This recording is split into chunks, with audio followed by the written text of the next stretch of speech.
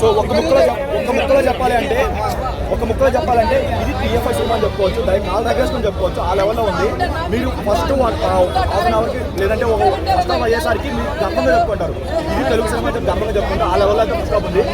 మెయిన్గా చెప్పుకోవాల్సింది action blocks ఒకటి, సినిమాటోగ్రఫీ ఒకటి, విజువల్స్ ఒకటి. నెక్స్ట్ లెవెల్ విజువల్స్ అన్న మీరు టీఎఫ్ఐలో ఇప్పటి వరకు చూడండి విజువల్స్ ఈ మూవీ ఇంటర్వ్యూ బ్లాక్ మీద చూస్తారు. ఆ లెవెల్ విజువల్స్ అయితే పడ్డాయి. అయితే వాళ్ళు లేపిన ఒక ఆ బర్డ్ సీన్ ఉందో అది నెక్స్ట్ లెవెల్ వచ్చిందన్న. యాక్షన్ బ్లాక్స్ వరకు లేదంటే ఆ విజువల్స్ ఒకటి నెక్స్ట్ లెవెల్ వచ్చాయి. మీరు పిఎఫ్ఐ దగ్గర నుంచి ఒక 60 crore బడ్జెట్లో మీరు అయితే ఇంత లెవెల్ అవుట్పుట్ అయితే ఎక్స్పెక్ట్ చేయలేదు. ఆ లెవెల్ అవుట్పుట్ అయితే ఇచ్చారు. అండ్ మెయిన్గా చెప్పుకోవాల్సింది బీజం గురించి. ప్రతి సీన్ కూడా హరి గారు ప్రతి సీన్ లేపారు. అండ్ చెప్పుకోవాల్సింది ఇంకోటి కార్తిక్ గారు ఆయన సినిమాటోగ్రఫీ అయినా లేదంటే టేకింగ్ అయినా సార్ నెక్స్ట్ ఉంది.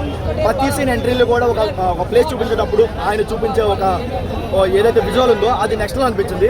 దాని వరకు ఏంటంటే ఒక టెక్స్ట్ బుక్ అనుకుంటారు కదా, అలా ఉంది అదైతే. కాకపోతే ఒక డిసప్పాయింట్మెంట్ ఏంటంటే అందరూ హనుమాన్తో కంపేర్ చేసుకుంటారు. హనుమాన్ రేంజ్ లో ఉంది. హనుమాన్ రేంజ్ లో ఈ మూవీ కానీ ఎండింగ్ పడి ఉంటే ఇంకో హనుమాన్ నుంచి ఇద్దరు అయి ఉండేది. కాకపోతే ఎండింగ్ అనేది కొంచెం రష్గా ఇచ్చేయడం వల్ల అంత సాటిస్ఫై అవ్వలేదు. అండ్ వీళ్ళు చెప్పిన సర్ప్రైజ్ వల్ల కొంచెం ఫైనల్ ఏదైనా ఒక క్యామ్గా ఉంటుంది, లేదంటే దాని వరకు కొంచెం డిసప్పాయింట్మెంట్. అది తీసేస్తే ఈ రెండు తప్ప ఇంకెక్కడ కూడా ఒక 5 minutes లాగ్ లేకుండా చాలా బాగుందన్న. మీరు విజువల్ వైజ్ గా ఎంత ఎక్స్ప్రెషన్ పెట్టుకున్నా సార్ దాని మంచిగా ఉంటుంది ఫస్ట్ అయితే. అండ్ రేటింగ్ విషయానికి వచ్చేస్తే మీరు 2 times చూస్తే ఎంత రేటింగ్ ఇచ్చుకోవచ్చు మూవీకి అయితే ఆ లెవెల్లో ఉంటుంది.